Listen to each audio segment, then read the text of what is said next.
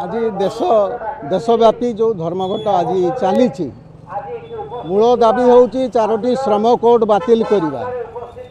श्रमिक माने जो संग्राम करी कष्टलब्ध संग्राम भितर जो अधिकार गुड़िक अर्जन करते केंद्र सरकार से श्रम आईन के संशोधन करी चारोटी श्रम कोड रे पर्यवेसित करछंती।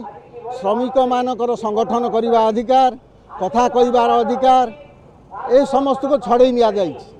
द्वितीय कथा हूँ देश एवं आम राज्य रे लक्ष लक्ष सरकारी ऑफिस दफ्तर ठारू आरंभ करी स्कूल कॉलेज पदवी फांका निजुक्ति नाई एवं साधारण लोकंकर रोजगार नाई।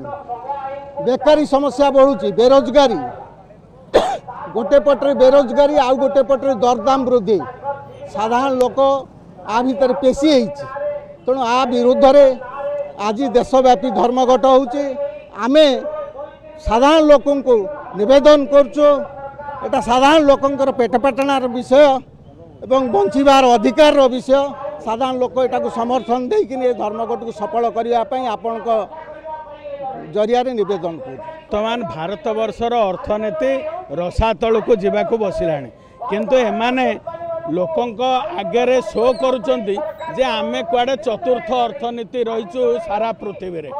एबे 200 लाख कोटी ऋण वर्तमान भारत करिछि एवं प्रति लोक मुंडे रे होउछि 4 लाख रु ऊर्ध्व टंका वर्तमान ऋण रही। ए अवस्था रे जेतेबेले 2014 मसीहा आसिले कोन कहले 2 कोटी चाकरी देबे 15 लाख टंका सबू कला धन आणिकी लोकों अकाउंट रे भरी देवे।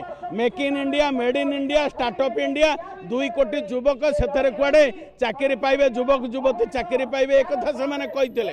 अर्थनीति सुदृढ़ हम दरदाम बढ़िबो नाही एवं दुर्नीति भ्रष्टाचार रहिबो नाही।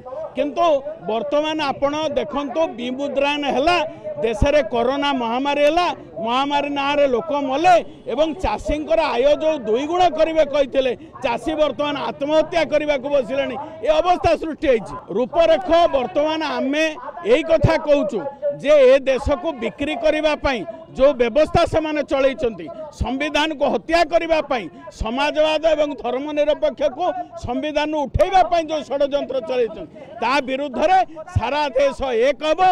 श्रमिक कृषक छात्र महिला एक हेबे एवं राजरास्ता को आसीबे ए सरकार को हटेबा को पड़िबो।